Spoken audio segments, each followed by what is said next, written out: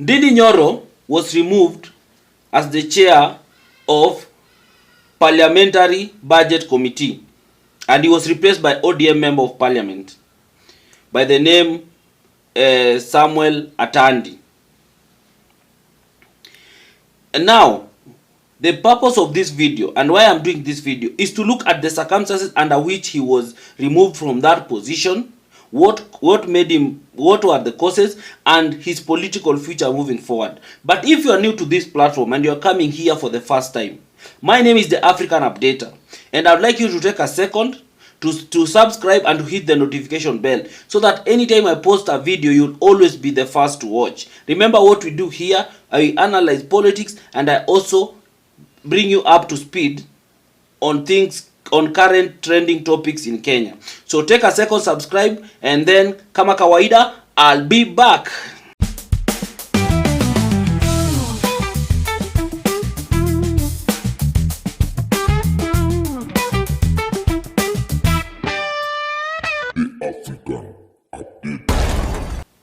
Thank you for subscribing.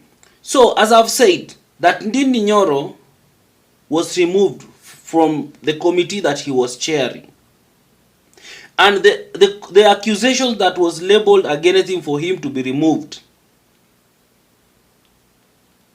it's very sad and it's very unfortunate that we have leaders in this country that whenever they see you doing something, that for you to be considered a good, that you are performing as a member of parliament, is when you are doing nothing for your constituent.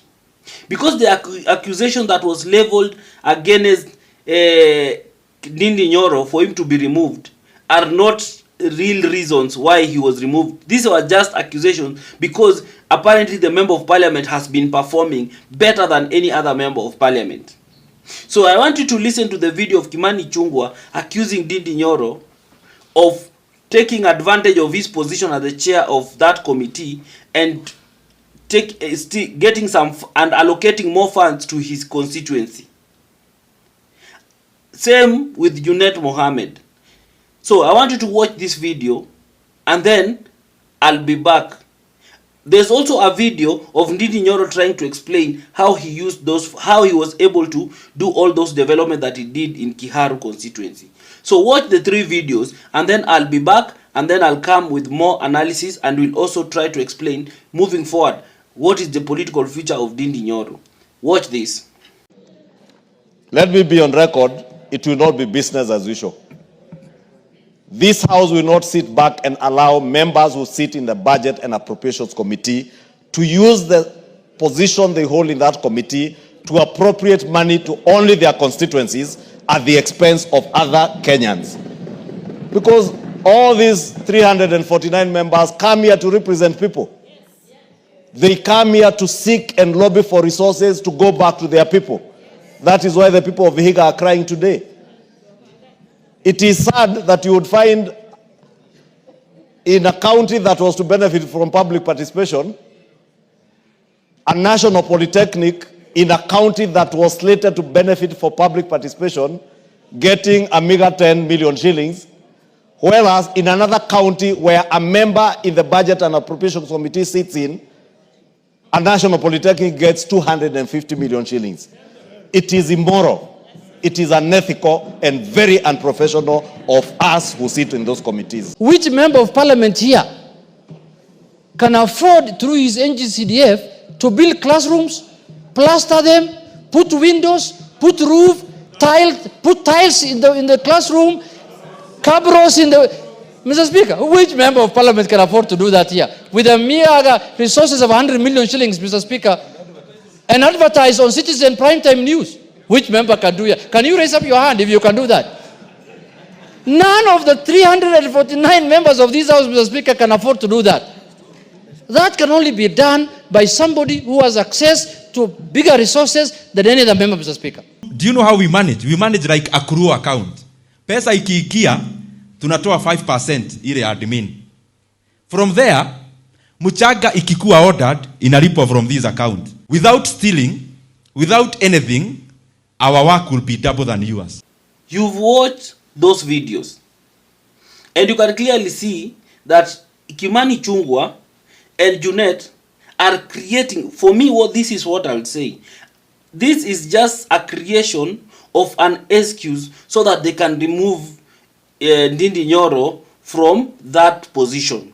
Because the reasons they are giving do not make sense.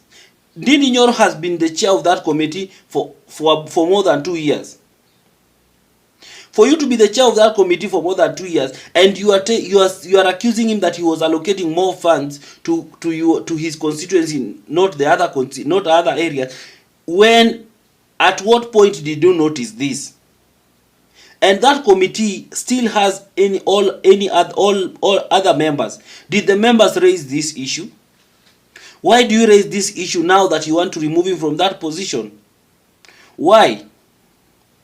And we all know that NGCDF is being allocated to all constituencies equal amount. So where are the facts of the accusation you are labeling against Ndindi Nyoro? Junet, where are the facts? Where are the facts? Kimani Chungwa, where are the facts? You know, it is very sad that in this country sometimes we have leaders that I don't know if wanatumianga akili gani, let me, for lack of a better word.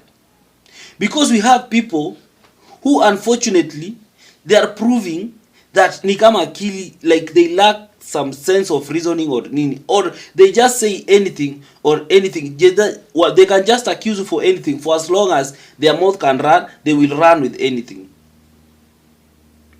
Because Ndindi Nyoro has been performing, and you can see clearly in that video he's trying to he has explained how he did it. But do these people want to hear? No. The best they can do is to find an excuse so that they can remove him from that committee, so that they can remove him from being the chair of that committee, so that they can install someone who can be there Nanduakule. Because you are accusing Ndindi Nyoro of using of all those things. Kimani Chungwa, can you show us what the allocation you have always been given for CDF? Umefanyia nini watu wa Kikuyu constituency? Show us. Junet, can you show us what you have been doing for people of Suna East? Badala ya kimbia huku hivi just na pesa, trying to praise Raila and singing Raila praises all the time. Show us what you have done for your people in Suna East. Show us, Junet. You know, this level of impunity, this level of showing people that you like, if you are performing, then they just label you are like where you should not be performing. Because look at all the members of parliament who are performing. Look at how they are being treated. Look at Ndindi Nyoro, how he's being treated. Look at now Babu Owino, how he's being treated in ODM. Look at someone like Salasia, how they are being treated. It's because people like Junet, people like Kimani Chungwa are so much incompetent to a point whereby they cannot tolerate someone who is competent around them. Like, they are scared of people who are competent. So Ndindi Nyoro was removed. Okay, one of the reasons why I know he was removed, number one, is because of the broad-based government that Ruto and Raila had formed. Raila needed some committees and some of the powerful committees in the National Assembly. So Ndindi Nyoro had to go. That is okay, because that is how politics is played. So we have no issue of but I have an issue of how he was removed, the reasons they are using to remove him. I think they could have just come clearly and said that we are just doing changes in the Nini, and one of the people we are replacing is Ndindi Nyoro. Don't give us reasons, just say is because of now we are trying to do the broad-based things. But coming up with flimsy excuses to remove someone, we don't like. It is very sad. We are sinking low as the as the country, and the National Assembly is now looking like a joke. Parliament is now looking like a joke, because some of the things they do, you just wonder, are these members of parliament or not? So that is the number one reason why Ndindi Nyoro was removed. And then another reason was he doesn't look like he's supporting this Kenya Kwanza any government anymore. He doesn't attend He doesn't go with the president anywhere.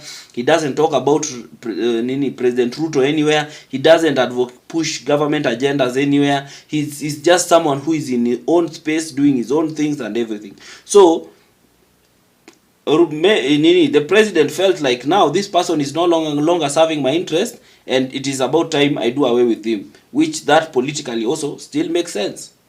But the kind of accusation you are labeling against him is what I have a problem with, because you cannot come and label someone that he has been allocating more funds, yet we all know that you cannot allocate more funds without the approval of the committee that you are in. And these things always have to go through parliament. So when did you not see these things? Mbona mnaziona wakati sasa mnataka kutoa mtu kwa kiti? That is my problem.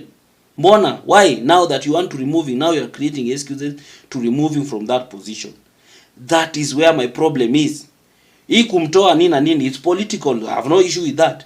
But come up with legitimate reasons that make sense, facts that make sense, even to a common Kenyan, that huyu jamaa tunamtoa because of 1 2 3, not because he is allocating more funds to it. And then you laugh, the one person I hate his style of politics is one person anaitwa Junet. I don't like his style of politics kabisa, because he's someone who is so arrogant.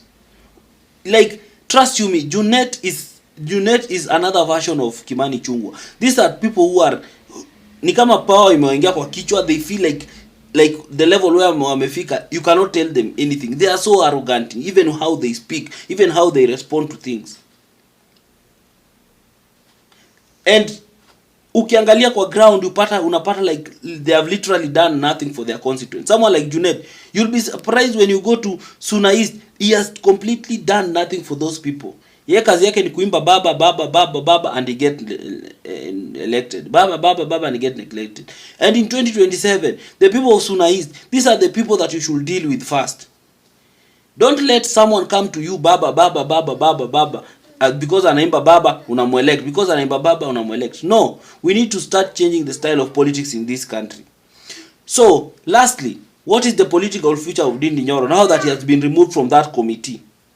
What is his political future? What are the things we are looking at? He has lost that nini. That position was powerful, yes, but what does the future hold for him? Mimi, this is what I'd like to say. First, Ndindi Nyoro style of politics, if he continues the way he's doing his politics, atapotea. In Kenyan politics, hauhitaji kunyamaza vile ananyamaza. Trust you me, Ndindi Nyoro, if you are listening to this video, utapotea ama utakuwa like people like akina Mutahi Kagwe, whereby you are just there but you have no influence kwa ground. Whenever you feel like the ground inakusikiza and people are like singing your name, that is the time you should ride with that fame. Look at how Gachagua is doing it. Gachagua is taking advantage. He realized that watu wanamsikiza, and now he's riding with it very fast. He's looking for anywhere he can speak, he speaks. Anywhere he can say anything, he says anything. As long as Mike amepewa Mike, he'll say something. Lakini Ndindi Nyoro has been quiet. Hiyo silence yenye unafanya, trust you me, Ndindi Nyoro, that thing will sink you politically. Because in Kenya, people just don't elect you simply because you performed.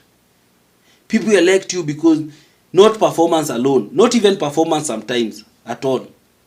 So if you are a smart politician, this is the time for you to start being vocal. This is the time for you to come out and now start talking about this government. Accuse them. Call them out for some of the things they are doing. This is the time. Stop keeping quiet that you are waiting for 2027 to waze kuongea. My brother, your political future, your political star will die. Your political career will die. That is the truth. This thing that you are trying to remain kunyamaza, that you are diplomatic, you don't want to speak, you don't want to, my friend, if you want to have any political future, especially in this country, the time to start coming out and now start talking and start attending rallies and start attending any church gathering and everything, it is now. Start building your political now, influence now. Because these people that you see are loving you and they are silent, they will get tired. If you are not speaking to them, they will get tired. If you are not speaking to them, they will get tired of you and they will move on to someone who is speaking. That is how politics is. And politics in Kenya moves very fast. People can be with you today, the next day you wake up, no one is with you. So take advantage of this. Stop being silent, stop being quiet. It will cost you politically. Anyway guys, that was it from me. If you have watched this video until the end, I would like to say thank you so much. And for those who are the return subscribers, I really appreciate you. And those who have subscribed for the first time and are watching for the first time, I really appreciate you. If you really feel like you can engage more, my number is always there in the description. You can always reach out. And thank you so much. Make sure you subscribe. Make sure you watch all this video and you share. Until next time, bye-bye. African update.